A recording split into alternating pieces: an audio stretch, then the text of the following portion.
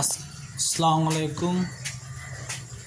আপনার জন্য আজকে আবার একটি নস্কা নিয়ে হাজির হয়েছি। আজকে হলো শত্রুর জন্য নস্কাটি নিয়ে হাজির হয়েছি।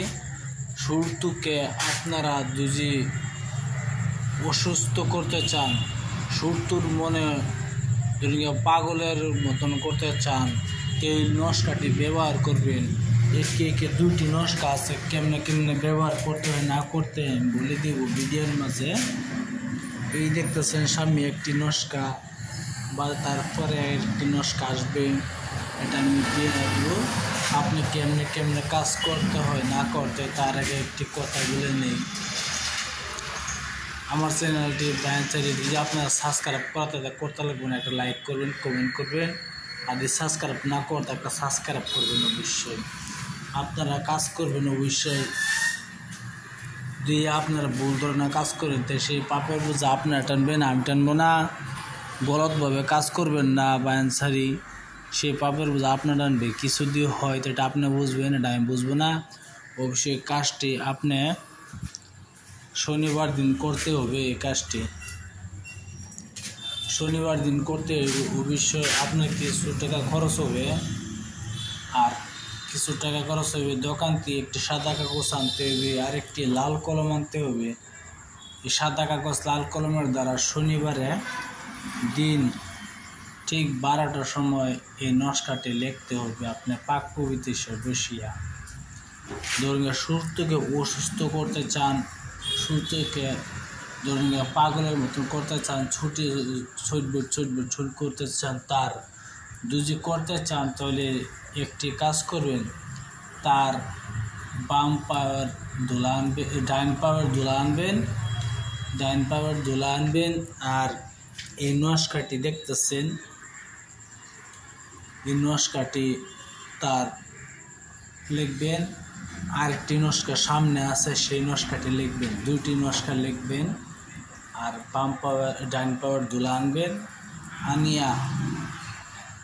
ডাইন পাওয়ার ধুলা আনিয়া এই নস্কাটি আপনি সুন্দরভাবে লেখার পরে এই দেখতেছেন এই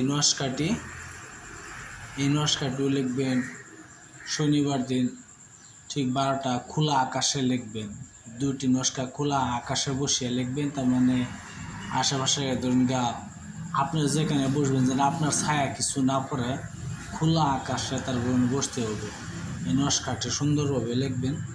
লেখার পরে দেখতেছেন আগে একটি নস্কা চলে গেছে, এই দুইটি নস্কা লিখবেন। লেখিয়া সেই মানুষের পাওয়ার ধুলাটি দিয়া আপনি কৈবরের মাটি আনবেন। কৈবর থেকে মাটি আনবেন। মাটি আনিয়া সেই পাওয়ার ধুলা দিয়া মিশাইয়া আর সেই বাড়ির কিছু ধরুন সীমানার মাটি আনবেন। আনিয়া একটি সুন্দর করে একটি পুতুল বানাবেন। মহিলা মডেল পুতুল বানাবেন। আর যদি পুরুষ হইতে পুরুষের মতন একটা পুতুল বানাবেন। এই পুতুলের ভিতরে এই দুইটি তাবিজ ঢুকায় দিবেন।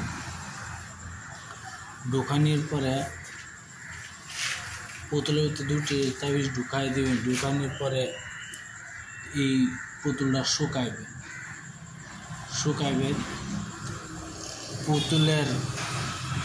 পুতুলের উপরে পুতুলের কপালে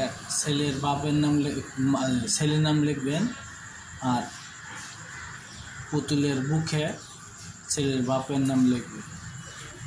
লেখার পরে এই নস্কাটি এই জন্য আপনি ইউটিউব করলেন তো বললেন, এই পুতুলটা আপনি কবরস্থান যে লেখা আছে সেখানে গাড়িতে আসবেন। দেখবেন তার বেমার আজার ছাড়বে না। আমি আবার বলছি, শত্রুর পাওয়ার ডাইন পাওয়ার ধুলা, কৈবরের মাটি, এই দুটি নস্কা লিখবেন। আগে একটি নস্কা চলে গেছে, এই দুটি নস্কা লিখবেন। লেখার পরে আপনি কৈবরের মাটি আর সেই ডাইন পাওয়ার ধুলা আর সেই বাড়ির সেই মানুষের বাড়ির সীমানার কিছু মাটি আনিয়া একটি পুতুল বানাবেন। পুতুল বানায় আনার পরে ভিতরে এই 2টি নস্কা দিয়ে দিবেন। দেওয়ার পরে এই পুতুলটি শুকাতে দিবেন। শুকানোর পরে পুতুলের কপালে শত্রুর নাম লিখবেন, তারপরে শত্রুর বাপার নাম লিখবেন বুকে। লেখার পরে কবরস্থানে এই পুতুলটি দাফন করিয়ে আসবেন। ইনশাল্লাহ দেখবেন তার অসুস্থ হয়ে যাবে, বেমার হয়ে যাবে। অবশ্যই ভাই ভুল ধারণা কাজ করবেন না। ভুল ধারণা কাজ করলে সেই পাপের বোঝা আপনি টানবেন, সেটার জন্য আমি দেয় নাই। আপনারা করলে করতে পারেন। হয় আমার দেওয়ার ওষুধ দিয়েছি, আমার চ্যানেলে আগের জন্য যাওয়ার জন্য দিয়েছি। অবশ্যই আপনারা কাজ করবেন বিশেষ করে। আর সেই পাপের বোঝা আপনি টানবেন। কিছু যদি হয় তো এটা আপনি বুঝবেন, এটা আমি বুঝবো না। হয় আমার দেওয়ার ওষুধ দিছি, আপনি কাজ করলে করতে পারেন, না করতেন, এটা আপনার ব্যাপার। অবশ্যই সেই পাপের বোঝা আপনি টানবেন, আমি টানবো না। অবশ্যই শনিবারে খোলা আকাশে ঠিক 12টার সময় লিখবেন, বসবেন। এই তাবিজটি অন্যভাবে লিখবেন না। আর ভাই গলতভাবে ইউজ করবেন না। গলতভাবে ইউজ করলে পাপের বোঝা আপনি টানবেন, আমি টানবো না। আসসালামু আলাইকুম, খুদা হাফেজ, নমস্কার। আমার চ্যানেলটিকে সাবস্ক্রাইব করেন। আসসালামু আলাইকুম।